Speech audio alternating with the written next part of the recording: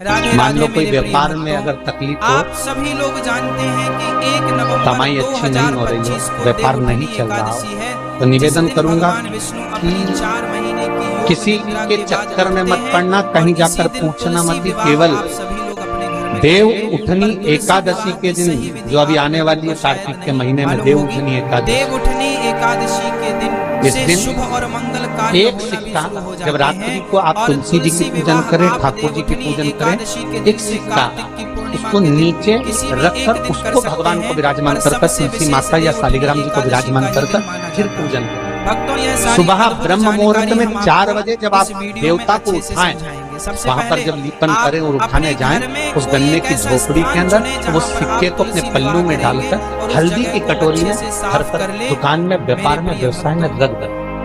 अगली एकादशी तक बताना जरूर कि कितना लाभ मिला, कितना कमाया आप, सूचना जरूर देना हो और वहां पर एक बताना रंगोली भी याद कि से कितना बना लें। क्यों?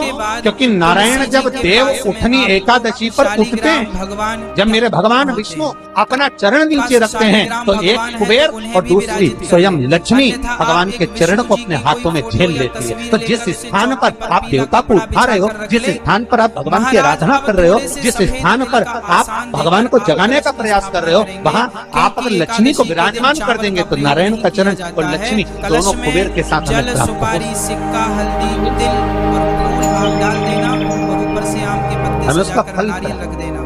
इसके बाद आप लोग गणेश किसी लड़का और लड़की का विवाह नहीं हो रहा, आपकी पूजन की तैयारी पूरी हो जाती है। 30 साल हो गए, 32 साल हो गए, 34 साल हो गए, लड़का लड़की का विवाह ही नहीं हो रहा, बहुत हमसे कोई गलती हो तो उसके लिए आप हमें क्षमा करें। कोई मंगली है, कोई मांगलिक है, सबसे पहले एक लोटे में जल लेकर हम सभी भगवानों पर थोड़ा सा जल छिड़क देंगे कोई मांग के लिए। इसके बाद आप एक देसी गाय का घी का दीपक जलाकर भगवान के सामने रख देंगे। सबसे पहले आप गणेश जी की पूजन करेंगे, जिसमें आप उन्हें रौली कुमकुम से तिलक और जाने और वस्त्र स्वरूप कलावा भी समर्पित करेंगे। इसके बाद गणेश जी को फूल और भोग भी आप समर्पित कर देना। उसके बाद आप कलश की भी पूजन कर देना। महाराज, अब हम विवाह की रस्म शुरू करेंगे, जिसमें 4 दिशा का स्मरण करिए, पूरब, पश्चिम, उत्तर, दक्षिण। सूखी हल्दी लेकर हथेली पर दूध मिलाकर उसका आटे का दीप लगाइए, सबसे पहले 5 बार घी भर लीजिए भगवान को हल्दी लगाएंगे और उसके बाद 4 यही हल्दी अलग अलग तुलसी जी को हम 5 पर वापस से लगाएंगे। यहाँ पर थोड़ा सा पीला चावल हल्दी में कर उसमें डाल दो। इसके बाद हम लोग मेहंदी की रस्म करेंगे। जो लड़का और लड़की का विवाह करना उसी के हाथ में देना है। घोलकर या कोण लेकर 5 बार और देव उठनी एकादशी के दिन और फिर यही मेहंदी तुलसी जी को हम 5 बार लगाएंगे। जिस दिन देवता उठेंगे, इसके बाद में हम शालिग्राम जिस जगह पर तुलसी शालिग्राम का आप पूजन करते हो, गन्ने के नीचे, ईंट के नीचे सफेद तुलसी का क्यारा रखकर पूजन जी को हम चढ़ा देंगे। वहाँ पर और इस दिन चावल भगवान शिव और भगवान नारायण का नाम लेकर उस दिए को दबा दीजिए और वहीं पर हल्दी का तिलक उस लड़का या लड़की का कर दीजिए और उसके हाथ में थोड़ी सी हल्दी लगा दी।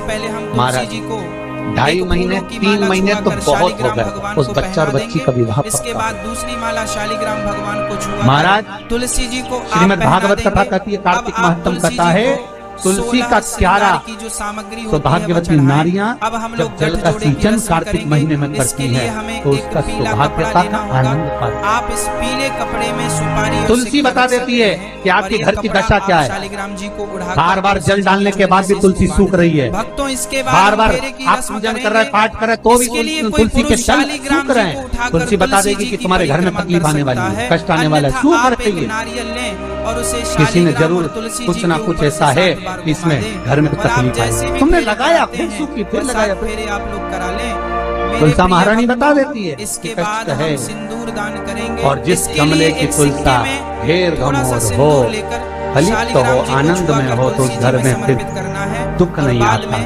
समृद्धि खुद के गमले में ही आप रख दें। अब हम लोग कन्यादान की रस्म करेंगे। इसके लिए मौका मिले तो कुछ पैसे ज्यादा कहीं से ना लाओ तो गीता प्रेस गोरखपुर की पड़ी अपने सीधे हाथ की हथेली में लेंगे। स्कंद पुराण में कार्तिक खंड को उतारना और कार्तिक खंड को उठाकर पढ़ोगे तो उसमें यहाँ तक लिखा हुआ है कि मान लो अगर किसी नारी का बार बार अवर्षण हो रहा है, संतान तक नहीं हो रही है और बार बार बच्चा पूर्ण नहीं हो पाता, तो यही इसके बाद देव उठनी एकादशी के दिन उसी जहाँ पर तुलसी और शालिग्राम जी का मंगल विवाह हुआ है, पूजन हुई है, देव उठे, और जब हम भगवान को देव उठाने के समय पर पूजन कर रहे हो तो वहीं का एक बेर, उस समय पर बेर आया था छोटा, वो पूजन में रखा था, वही बेर उस बहू की झोली में डालकर उसको वहीं पर बिठाकर खिला दीजिए महाराज। बच्चा कभी अधूरा पैदा नहीं होगा, पूर्ण बच्चा ही अधूरा नहीं हो सकता, अपंग नहीं हो सकता, फूल लेकर ही कथा सुनेंगे, कम उम्र का पैदा नहीं होता, आप लोग जल की लेकर ही चढ़ा देंगे महाराज। इसके बाद में हम तुलसी जी की परिक्रमा करेंगे। शिव पर चढ़ा हुआ बेर शिवरात्रि पर जो चढ़ता, 108 राम जी परिक्रमा भी कर सकते हैं। इसके बाद हम भगवान को धूप दीप दिखाएंगे। लक्ष्मण जी को जो संजीवनी दी थी, वो संजीवनी अलग से कपूर जलाकर या दिया जलाकर गणेश जी, शालिग्राम क्या संजीवनी और तुलसी जी की आरती जब शबरी मिली और सभी भगवान पैर चक्कर राम जी को देती है, और राम जी ने एक बेर लक्ष्मण को दे दिया। लक्ष्मण को लगा बताओ ये बेलनी का जूता खाऊंगा, लक्ष्मण ने फेंक दिया। अब लक्ष्मण को शेष ना, कोई चीज फेंकेंगे तो पास में थोड़ी ना गिरेगी, दूर कोसों दूर जाकर गिर गया वो बेर। वो बेर जहाँ गिरा उसके पौधा उत्पन्न हो गया। इसके बाद में शक्ति लग गई लक्ष्मण जी को चढ़ाए गए। अब इसको क्या दिया जाए तो सुषेण वेद कहते हैं जाओ आप किसी पंडित जी वही बेर की पत्ती किसी तरह के जरूरतमंद व्यक्ति जो लक्ष्मण ने फेंकी थी, भक्तों वही बेर बाद में अगर शालिग्राम जी आपके ही थे तो आपके ही घर में शालिग्राम जी और तुलसी जी राम जी रोते रोते कह रहे हैं पहले खा लेता तो आज जरूरत जिसके शालिग्राम जी थे उन्हीं के यहाँ पर आपको तुलसी जी। एकादशी का व्रत कौन कौन देवता करता है? विवाह करना बहुत ही शुभ माना जाता है। आपको अपने अग्नि पुराण स्कंद पुराण स्पष्ट कहती है महाराज, भगवान विष्णु से लेकर लक्ष्मी जी ने नारायण से कहा इसी तरीके से आज एकादशी आप व्रत करेंगे। भगवान विष्णु बोले विवाह करना है, करने को तो कर लूं, मना नहीं, पर दिक्कत इतनी सी है अगर मैंने एक दिन भी एक निवाला नहीं पाया तो संसार का ना जाने कितना जीव भूखा मर, कितना अच्छा।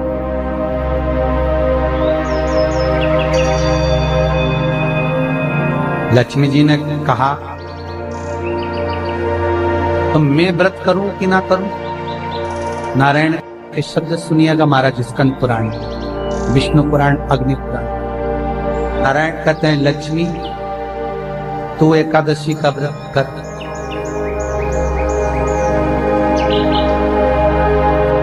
मेरे करने से क्या फल होगा? भगवान विष्णु अपनी पटरानी लक्ष्मी से कहते हैं, अपनी धर्मपत्नी से कहते हैं लक्ष्मी नारायण अगर एक क्षण खाया बिना रह जाए तो पृथ्वी पर अनाज उत्पन्न नहीं होता, जमीन पर जो बीज बोया जाता है वो बंजर हो जाता है। अगर नारायण ना खाए तो अन्न का भाग मिलता नहीं है। संसार का लोग जलचर, थलचर, वायुचर सब भूखे मर जाए। और लक्ष्मी अगर तू एकादशी का व्रत करेगी, अगर नहीं करती है तो जितने माताएं, जितने पुण्यवान जीव एकादशी का व्रत कर रहे हैं घर में तू प्रवेश नहीं करे। अगर तूने एकादशी का व्रत करा है और संसार का कोई मानव, चाहे जलचर हो, थलचर हो, वायुचर हो, जीव किसी भी तरह से अगर एकादशी का व्रत कर लिया है तो तू कम से कम उस घर में प्रवेश तो कर दे। इसलिए तेरा एकादशी का व्रत करना है।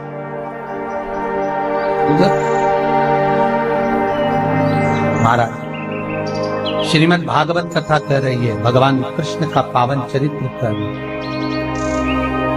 रुक्मणी और सत्यभामा, कालंदी, मित्रवृंदा, लक्ष्मणा सब सब संपूर्ण रूप से एकादशी का व्रत करते।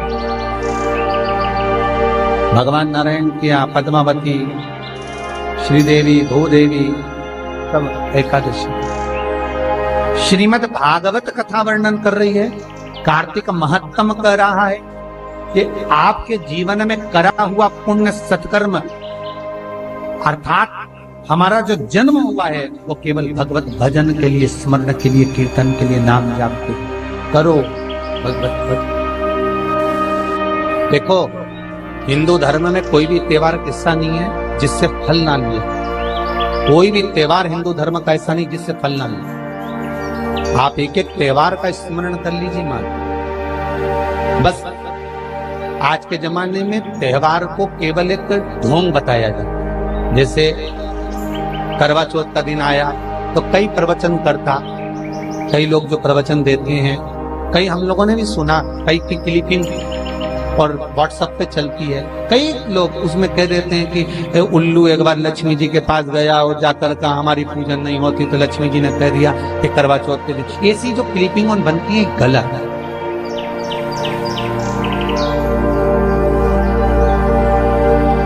कई कथाकार कह देते हैं कि लक्ष्मी जी के पास में उल्लू गया और हमारी पूजन नहीं होती तो कह दिया करवा चौथ के दिन होगी। तो ये क्लिपिंग गलत है। ये इस तरह के जो मैसेज जगत में भेजे जाते हैं, व्हाट्सएप पर चलते हैं, इसका विरोध ये गलत। हमारे हिंदू धर्म का एक एक त्योहार, हमारे हिंदू धर्म का एक एक रीत रिवाज, हमारे भारत की भूमि का एक एक त्योहार हमें सुख और समृद्धि देने वाला, कोई साधारण नहीं है। सुख समृद्धि ही देने, वैभव देने, एक एक त्योहार, चाहे वो दिसंबर के महीने में आ रही हो हनुमान अष्टमी क्यों ना, चाहे कार्तिक पूर्णिमा क्यों ना, एकादशी क्यों ना, द्वादशी क्यों ना। क्यों? हमारे पूर्वजों ने ये सारी तिथियों का निर्माण कर शंकर भगवान के श्री विग्रह के सामने ये वारों का निर्माण हुआ था। रविवार, सोमवार, मंगल, बुध, गुरु, शुक्र, शनि, ये शंकर ने बना, तिथि शंकर ने बनाई, वार शंकर ने बनाए। एक एक जो पल है, घड़ी है, उसका जो निर्माण जो किया है वो शिव ही करे, तो कोई साधारण नहीं। गौदान और एकादशी, श्रीमद वल्लभाचार्य जी ने मायावत का खंडन करा था जगन्नाथपुरी में, और श्रीमद वल्लभाचार्य जी ने कहा था एकादशी मरने के बाद मत दो, एकादशी जीते जी दो। कहा था कि नहीं कहा था? जीते जी दान करिए। इसलिए जगदीश में, जगन्नाथपुरी में एकादशी उल्टी लटकी हुई है। करें आपने दर्शन? जगदीश में एकादशी को उल्टा लटकाया। क्यों? क्योंकि वल्लभ ने कहा कि एकादशी जीते जी दो। कई पंडितों कहते हैं तुम्हारे दादाजी मर गए, जब 12वें का दिन होता है ना तो पंडित जी संकल्प छुड़ाते हैं, दो एकादशी। बड़े बेटे ने 5 दे दी, छोटी बहू ने 3 दे दी, उसने 2 दे दी, उसने 2 दे दी। तो क्या तुम्हारे दादाजी भिखारी थे जो तुम्हारी एकादशियां लेकर जाएंगे? और तुम कौन होते हो दादाजी को एकादशी देने वाले? तुमने कौन सा इतने पुण्य कर लिए जो तुमने एकादशी दे दी? एकादशी के दान की महत्वता श्रीमद वल्लभाचार्य जी ने कहा कि कोई व्यक्ति अगर खटिया पर सड़ रहा है, पलंग पर तड़प रहा है, हॉस्पिटल में पड़ा हुआ है, तो निवेदन है कि उसको देखने जाओ तो अपनी करी हुई एकादशी में से 2 एकादशी का दान उसको तुरंत दे दो। क्यों? तो जिससे उसको मोक्ष मिल जाए, मरने के बाद नहीं। क्योंकि मरने के बाद तो वो 10वें के दिन, गरुड़ पुराण में लिखा है 10 दिन तक जीवात्मा घर की अटारी पे रहती है। कितने दिन? 10 दिन। 10 दिन के बाद जीवात्मा चली जाती है। कहाँ जाती है? उसको जहां जाना है। 3 दिन में उसको भोग भोगना पड़ता है जीवात्मा को। 3 दिन नरक का भोग भोगती है, उसके बाद स्वर्ग का भोग भोगती है। 18 दिन में ये प्रोसेस पूरी हो जाती है। कितने दिन? 18 दिन। 18 दिन के बाद में उस जीवात्मा को धान के खेत में पटका जाता है। किसके खेत में? धान के, चावल के खेत में। इसलिए कहते हैं एकादशी के दिन चावल मत खाओ। कहते कि नहीं कहते? और क्या कहते हैं? द्वादशी के दिन चावल खाना जरूरी है। एकादशी का पालना करना है तो द्वादशी को चावल का 1 गिलास खाओ, तब द्वादशी को चावल खाओगे तो एकादशी लगेगी। चावल नहीं खाओगे तो एकादशी नहीं लगेगी। द्वादशी को चावल खाना जरूरी है। क्यों कहते हैं? क्योंकि धान के खेत में जीव को छोड़ा जाता है, उस धान के खेत में, चावल के खेत में जीवात्मा रहती है। उसको चिड़िया खाती है तो चिड़िया के रूप में जन्म लेता है, मनुष्य खाता है तो मनुष्य के रूप में जन्म लेता है। इसलिए एकादशी के दिन चावल नहीं खाया जाता, क्योंकि एकादशी के दिन हम चावल खाएंगे तो जीव हत्या का दोष लग जाएगा। फिर कब खाना है? द्वादशी के दिन। द्वादशी के दिन क्यों खाया जाता है? क्योंकि हम एकादशी के व्रत करे रहते हैं, और पहला घासा जब चावल का खाते हैं तो अपनी करी हुई एकादशी का पुण्य, जितने जीव हमारे मुंह में जाते हैं उनको उसका पुण्य मिल जाता है, और उनका फिर जन्म नहीं होता, वो तर जाते हैं, उनको एकादशी का भाग मिल जाता है। इसलिए कहते हैं एकादशी को चावल मत खाओ, पर द्वादशी को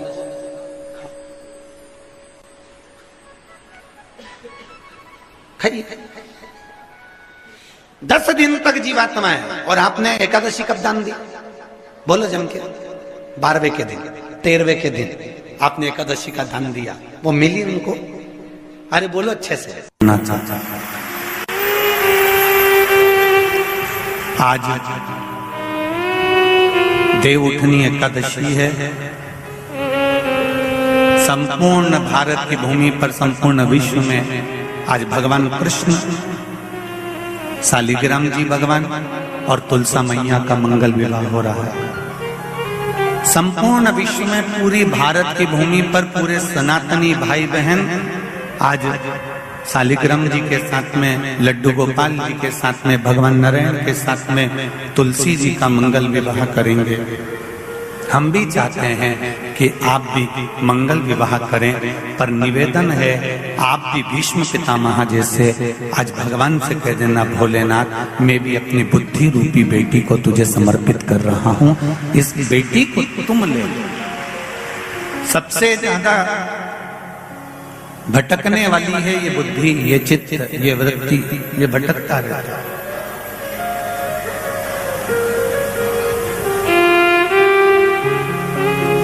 संत साधु सन्यासी तपस्वी साधक उपासक भजनों में हमेशा कहते रहते हैं, ये मन बड़ा चंचल है कैसे तेरा भजन करूं, जितना इसे समझाऊं उतना ही मचलता।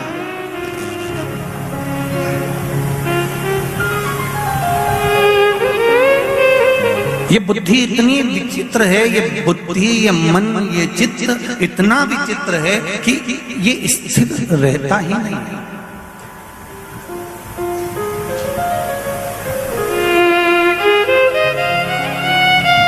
जब तक तुम्हारे लड़के से लड़की की शादी नहीं हो जाती, ऐसी कोई सास नहीं संसार की।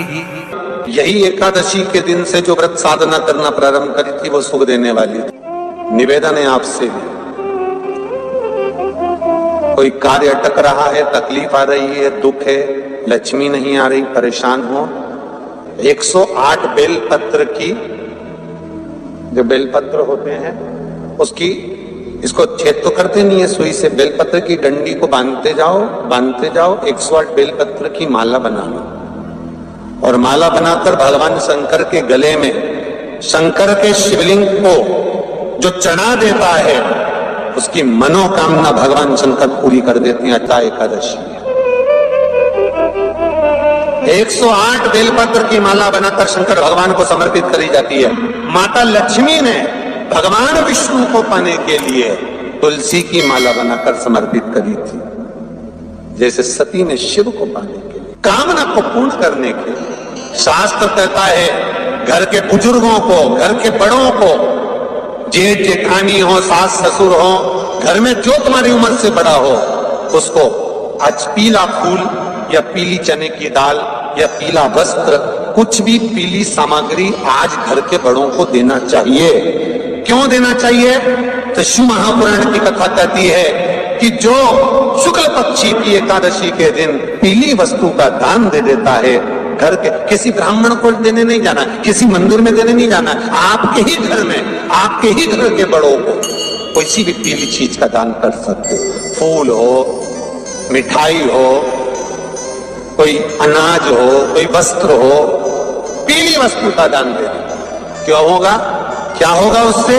शिव महापुराण की कथा कहती है उससे जिंदगी में कभी बड़ी बीमारी प्रवेश नहीं करती। सनातन धर्म कहता है बट वृक्ष की पूजन करने वाला, बट वृक्ष के नीचे शिव की आराधना करने वाला, लोम समर्पित कर जल चढ़ाने वाले का जैसे कर्ज मुक्ति होती है, उसी तरह आंवले के वृक्ष के नीचे मात्र। श्री शिवाय नमस्तुभ्यं। सभी शिव भक्तों के लिए हर हर महादेव। देवउठनी एकादशी है, 1 तारीख या 2 तारीख, इन दोनों दिनों में एकादशी को मनाया जा रहा है। जो गुरुदेव ने बताया उसी तरीके से आप भी एकादशी के व्रत पूजन विधि विधान को कर सकते हैं। और जिन लोगों का व्यापार नहीं चल रहा है वो इस उपाय को ज़रूर करें, ताकि आपके घर में धन धान्य और सुख संपत्ति की प्राप्ति हो। क्योंकि ये शिव शालिग्राम और तुलसी जी का विवाह होगा, तो इस पर आप इस उपाय को करेंगे विवाह के समय, तो आपकी सभी मनोकामनाएं पूर्ण होंगी और माँ तुलसी की कृपा, माँ लक्ष्मी की कृपा आप सब पर बनी रहे। हर हर महादेव।